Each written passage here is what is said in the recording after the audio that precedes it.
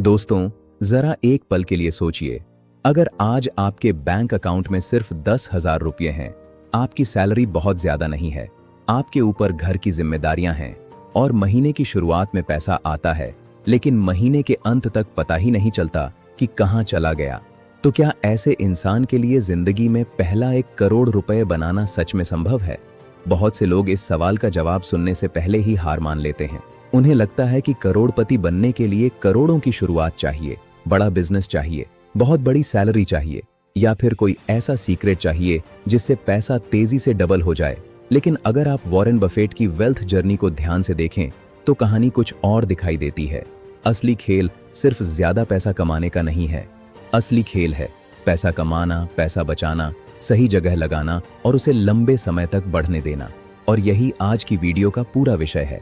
हम सिर्फ 5 बड़े प्रिंसिपल्स की बात करेंगे, लेकिन ये 5 पॉइंट्स सिर्फ सुनने के लिए नहीं हैं। अगर आपने इन्हें अपनी जिंदगी में लागू कर लिया तो आपका पैसा देखने का नजरिया ही बदल सकता है। और 5वें पॉइंट को बिल्कुल स्किप मत कीजिएगा, क्योंकि आखिरी पॉइंट में हम समझेंगे कि क्यों कुछ लोग सालों तक कमाते रहने के बावजूद फाइनेंशियली स्ट्रांग नहीं बन पाते, जबकि कुछ लोग धीरे धीरे अपनी वेल्थ को बहुत बड़ा बना लेते हैं। तो चलिए शुरू करते हैं। पॉइंट 1, पहले अपनी कमाई बढ़ाइए, फिर करोड़ का सपना देखिए। सबसे पहले एक बात बिल्कुल साफ समझ लीजिए, अगर आपकी इनकम बहुत कम है तो सिर्फ खर्च कम करके करोड़पति बनना बहुत मुश्किल हो सकता है। क्यों? क्योंकि खर्च कम करने की एक सीमा होती है। मान लीजिए आपकी सैलरी 25,000 रुपए है, आप 20,000 रुपए खर्च करते हैं और 5,000 रुपए बचाते हैं। अब आप अपने खर्चों को कंट्रोल करके 3,000 रुपए और बचा लेते हैं। अच्छी बात है, लेकिन आप हर महीने 25,000 रुपए की इनकम में 50,000 रुपए नहीं बचा सकते। यानी वेल्थ बनाने के लिए सेविंग के साथ साथ अर्निंग पावर बढ़ाना भी जरूरी है। यही वह चीज है जिसे बहुत से लोग इग्नोर कर देते हैं। वे पूरा ध्यान इस बात पर लगाते हैं कि कहां 500 रुपए बचाऊं, लेकिन उन्हें यह भी सोचना चाहिए, मैं अपनी इनकम 25,000 रुपए से 40,000 रुपए और फिर 40,000 रुपए से 60,000 रुपए कैसे कर सकता हूं? यह सवाल आपकी जिंदगी बदल सकता है। अगर आपकी इनकम बढ़ती है तो आपके पास वेल्थ बनाने के लिए ज्यादा कैपिटल उपलब्ध होगा, लेकिन यहां एक बहुत बड़ा ट्रैप है। मान लीजिए आपकी इनकम 30,000 रुपए थी, आपका खर्च 25,000 रुपए था, आप 5,000 रुपए बचाते थे, फिर आपकी इनकम बढ़कर 50,000 रुपए हो गई। अब आपको लगता है अब तो मैं आराम से जी सकता हूं। आप नया फोन खरीद लेते हैं, फिर बाइक की EMI, फिर बाहर खाना, फिर शॉपिंग, फिर महंगे सब्सक्रिप्शंस। धीरे धीरे आपका खर्च 45,000 रुपए पहुंच जाता है। अब इनकम 50,000 रुपए है, लेकिन सेविंग फिर भी सिर्फ 5,000 रुपए है। यानी इनकम बढ़ी, लेकिन वेल्थ बिल्डिंग की स्पीड नहीं बढ़ी। इसे लाइफस्टाइल इन्फ्लेशन की तरह समझ सकते हैं। कमाई बढ़ने के साथ अगर आपका लाइफस्टाइल भी उतनी ही तेजी से बढ़ गया तो आपकी फाइनेंशियल स्थिति उतनी मजबूत नहीं होगी जितनी आपकी सैलरी देखकर लगती है। इसलिए जब इनकम बढ़े तो सबसे पहले लाइफस्टाइल बढ़ाने के बजाय सेविंग और इन्वेस्टमेंट बढ़ाने के बारे में सोचिए। मान लीजिए आपकी इनकम 30,000 रुपए से बढ़कर 50,000 रुपए हो गई। अगर आप पूरा एक्स्ट्रा 20,000 रुपए खर्च करने के बजाय उसका बड़ा हिस्सा अपने फ्यूचर के लिए रख देते हैं तो कुछ सालों में आपके पास काफी ज्यादा कैपिटल जमा हो सकता है। इसलिए पहला करोड़ बनाने का पहला सवाल यह नहीं होना चाहिए मैं कितना बचा सकता हूं, बल्कि यह होना चाहिए मैं अपनी अर्निंग एबिलिटी कितनी बढ़ा सकता हूं। नई स्किल सीखिए, अपने प्रोफेशन में बेहतर बनिए, कम्युनिकेशन इंप्रूव कीजिए, सेल्स सीखिए, टेक्नोलॉजी सीखिए। अगर संभव हो तो साइड इनकम के रास्ते तलाशिए, अपनी नॉलेज को वैल्यूएबल बनाइए, क्योंकि आपकी सबसे बड़ी एसेट सिर्फ आपके पास मौजूद पैसा नहीं है, आपकी अर्निंग एबिलिटी भी आपकी बहुत बड़ी एसेट है। और अगर आप कम उम्र में हैं तो आपके पास एक और बहुत बड़ा एडवांटेज है, समय। आपके पास स्किल सीखने, इनकम बढ़ाने और वेल्थ बिल्ड करने के लिए कई साल हो सकते हैं। इसलिए शुरुआत छोटी हो सकती है, लेकिन डायरेक्शन सही होनी चाहिए। पॉइंट 2, पैसा सिर्फ बचाइए मत, उसे काम पर लगाइए। अब मान लीजिए आपने अपनी इनकम बढ़ा ली, आप हर महीने पैसे बचाने लगे, लेकिन फिर सवाल आता है उस बचाए हुए पैसे का क्या करना है? यहीं से वेल्थ बिल्डिंग का अगला चरण शुरू होता है। बहुत से लोग पैसा बचाकर उसे बस पड़ा रहने देते हैं।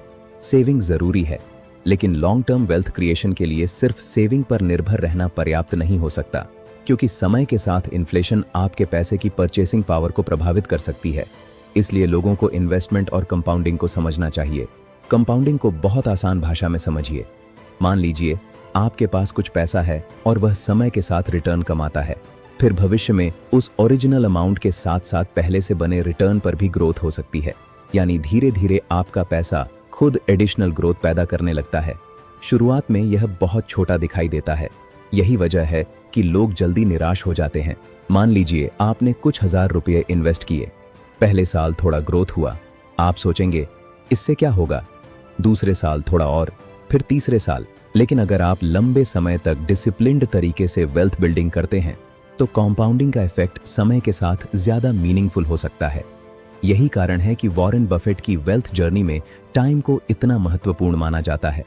लेकिन यहाँ एक जरूरी बात है, कॉम्पाउंडिंग का मतलब गारंटीड प्रॉफिट नहीं है। इन्वेस्टमेंट में रिस्क होता है। हर इन्वेस्टमेंट प्रॉफिट नहीं देता। मार्केट ऊपर भी जा सकता है और नीचे भी। इसलिए सिर्फ किसी यूट्यूबर, दोस्त या सोशल मीडिया पोस्ट को देखकर इन्वेस्टमेंट करना समझदारी नहीं है।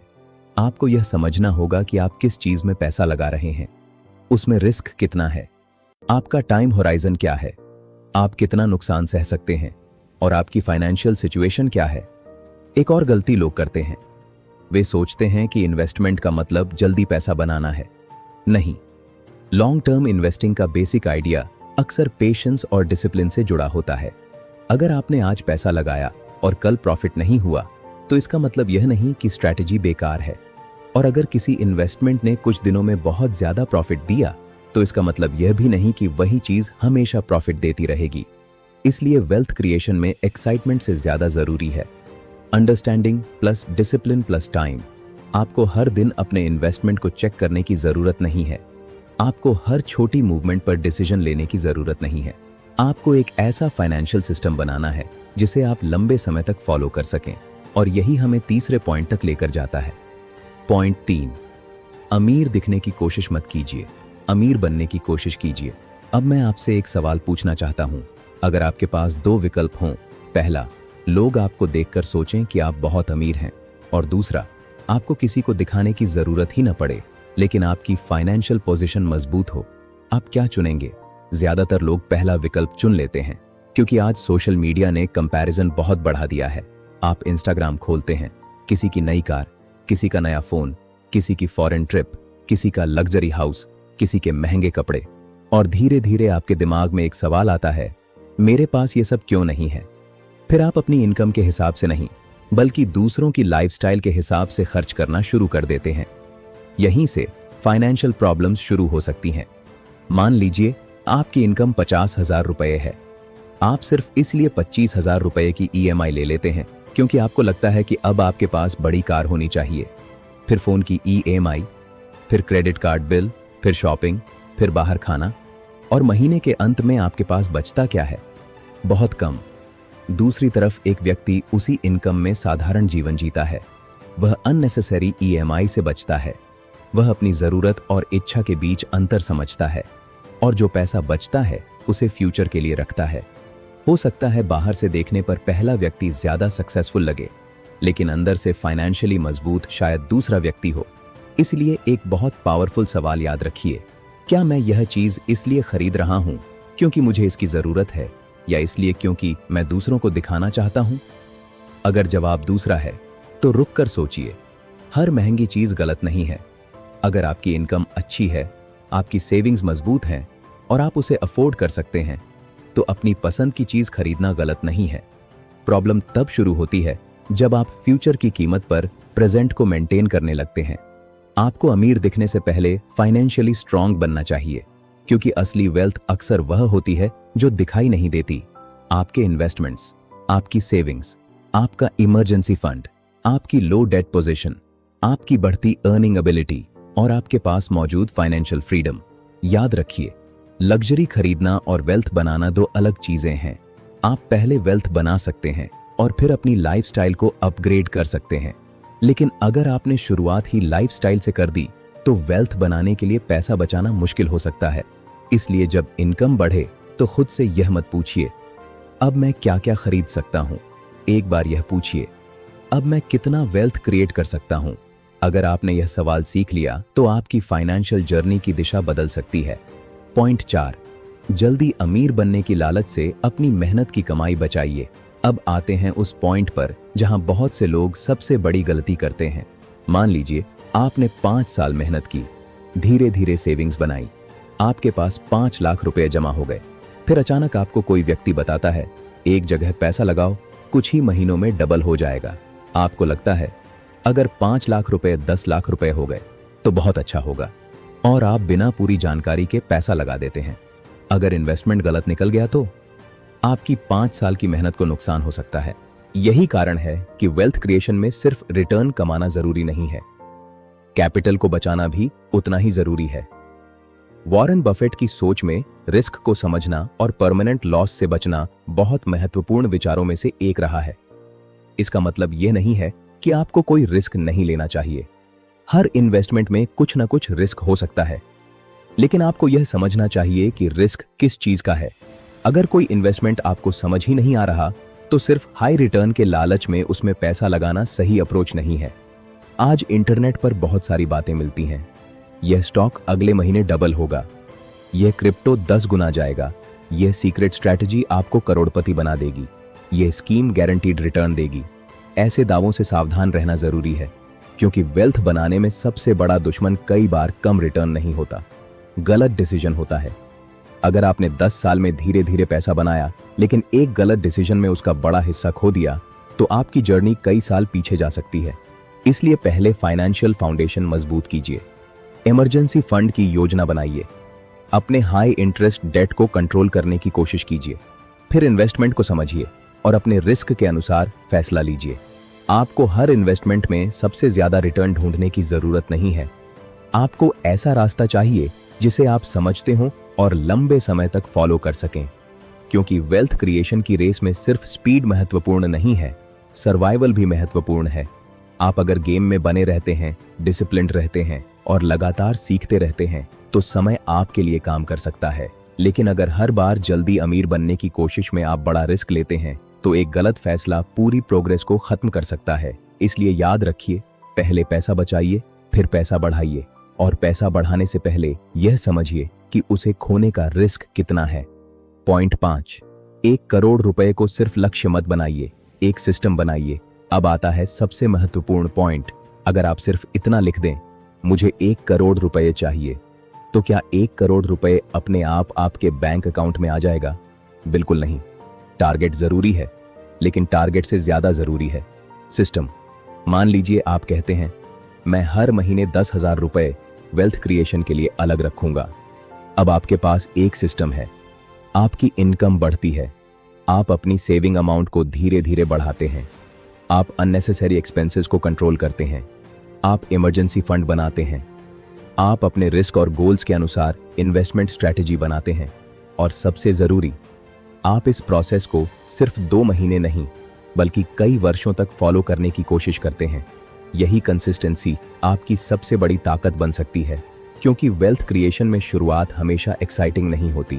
पहले महीने आपने पैसा अलग किया, दूसरे महीने किया, 6 महीने बाद थोड़ा जमा हुआ, 1 साल बाद कुछ और। आपको लगेगा इतना कम पैसा जमा हो रहा है, करोड़ कब बनेगा? और यही वह मोमेंट है जहां ज्यादातर लोग छोड़ देते हैं। लेकिन सोचिए, अगर एक पेड़ लगाया जाए तो क्या वह अगले दिन फल देगा? नहीं, पहले बीज, फिर पौधा, फिर पेड़, फिर फल। वेल्थ क्रिएशन भी कुछ ऐसा ही हो सकता है।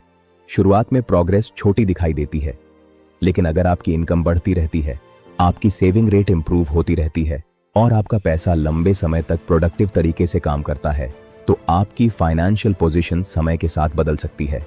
यही कारण है कि आपको सिर्फ 1 करोड़ रुपए के बारे में नहीं सोचना चाहिए। आपको यह सोचना चाहिए, मैं हर साल अपने फाइनेंशियल सिस्टम को कितना बेहतर बना सकता हूं। अगर आज आपकी इनकम 30,000 रुपए है तो अगले कुछ सालों में उसे बढ़ाने का लक्ष्य रखिए। अगर आज आप 5,000 रुपए बचा रहे हैं तो इनकम बढ़ने के साथ सेविंग को 8,000 रुपए, 10,000 रुपए या उससे ज्यादा करने की क्षमता बनाइए। अगर आज आपको इन्वेस्टिंग की ज्यादा जानकारी नहीं है तो पहले सीखिए। अगर आज आपके ऊपर अननेसेसरी डेट है तो उसे कंट्रोल करने की योजना बनाइए। अगर इमरजेंसी फंड नहीं है तो उसे बनाने की शुरुआत कीजिए। यानी हर साल आपकी फाइनेंशियल लाइफ में कुछ इंप्रूवमेंट होना चाहिए। यही सिस्टम आपको धीरे धीरे आगे ले जा सकता है। और एक बात बहुत महत्वपूर्ण है, पहला, 1 करोड़ रुपए बनाने की जर्नी लाइनियर नहीं होगी। कभी इनकम बढ़ेगी, कभी अनएक्सपेक्टेड खर्च आएगा, कभी इन्वेस्टमेंट अच्छा परफॉर्म करेगा, कभी मार्केट गिर सकता है, कभी आपकी जॉब बदल सकती है, कभी आपको फाइनेंशियल सेटबैक भी मिल सकता है। इसलिए आपको परफेक्ट प्लान नहीं चाहिए, आपको एडेप्टेबल प्लान चाहिए। आपको गिरने के बाद वापस उठने की क्षमता चाहिए, क्योंकि लॉन्ग टर्म वेल्थ क्रिएशन में कंसिस्टेंसी का मतलब यह नहीं कि आपकी जिंदगी में कभी प्रॉब्लम नहीं आएगी। कंसिस्टेंसी का मतलब है प्रॉब्लम आने के बाद भी आप अपने फाइनेंशियल गोल्स को पूरी तरह छोड़ें नहीं। और यही बात आपको बाकी लोगों से अलग कर सकती है। अब एक बार पूरी स्ट्रैटेजी को समझिए। अगर आपको जिंदगी में पहला 1 करोड़ रुपए बनाना है तो इसे 5 स्टेप्स में याद रखिए। पहला, अपनी अर्निंग एबिलिटी बढ़ाइए। सिर्फ खर्च कम करने पर निर्भर मत रहिए, अपनी स्किल्स और इनकम को बढ़ाने पर काम कीजिए। दूसरा, अपने पैसे को लंबे समय के लिए प्रोडक्टिव बनाइए। सेविंग के साथ इन्वेस्टिंग और कंपाउंडिंग को समझिए। तीसरा, अमीर दिखने की बजाय फाइनेंशियली स्ट्रांग बनने पर ध्यान दीजिए। हर बढ़ी हुई इनकम को लाइफस्टाइल में मत उड़ाइए। चौथा, जल्दी अमीर बनने की लालच से बचिए। हाई रिटर्न के पीछे भागने से पहले रिस्क समझिए और अपनी मेहनत की कैपिटल को प्रोटेक्ट कीजिए। पांचवां, एक ऐसा सिस्टम बनाइए जिसे आप सालों तक फॉलो कर सकें। यही सबसे महत्वपूर्ण है। दोस्तों, अब शायद आपको समझ आ गया होगा कि पहला 1 करोड़ रुपये सिर्फ एक बड़ी रकम नहीं है। यह आपकी हैबिट्स का रिजल्ट है, आपकी अर्निंग का रिजल्ट है, आपकी सेविंग का रिजल्ट है, आपके इन्वेस्टमेंट डिसीजंस का रिजल्ट है और सबसे बढ़कर आपके पेशेंस का रिजल्ट है। वॉरेन बफेट की वेल्थ स्टोरी से सबसे बड़ा लेसन यही लिया जा सकता है कि पैसा बनाने में सिर्फ इंटेलिजेंस नहीं बल्कि डिसिप्लिन और टाइम भी बहुत महत्वपूर्ण है। आपको हर दिन कोई बड़ा फाइनेंशियल डिसीजन लेने की जरूरत नहीं है। कई बार सबसे अच्छा डिसीजन होता है सही चीज चुनना और उसे पर्याप्त समय देना। इसलिए अगर आज आपके पास 1 करोड़ रुपए नहीं है तो परेशान मत होइए। आज आपका लक्ष्य सिर्फ 1 करोड़ रुपए नहीं होना चाहिए। आज का लक्ष्य होना चाहिए अपनी इनकम को थोड़ा बढ़ाना, अपने खर्च को थोड़ा बेहतर करना, अपनी सेविंग को थोड़ा बढ़ाना, अपने फाइनेंशियल नॉलेज को थोड़ा मजबूत करना और अपने फ्यूचर के लिए एक कदम आगे बढ़ना। क्योंकि 1 करोड़ रुपए एक दिन में नहीं बनता, लेकिन 1 करोड़ रुपए की जर्नी एक छोटे से सही डिसीजन से जरूर शुरू हो सकती है। और याद रखिए, करोड़पति बनने की शुरुआत उस दिन नहीं होती जब आपके अकाउंट में 1 करोड़ रुपए आते हैं। शुरुआत उस दिन होती है जब आप अपनी कमाई, खर्च और पैसे के साथ डिसिप्लिन्ड व्यवहार करना शुरू कर देते हैं। अगर आपको यह वीडियो पसंद आया हो तो लाइक जरूर करें, चैनल को सब्सक्राइब करें और कमेंट में लिखें, मैं अपना पहला करोड़ बनाने के लिए तैयार हूं। मिलते हैं अगली वीडियो में एक और पावरफुल मनी लेसन के साथ।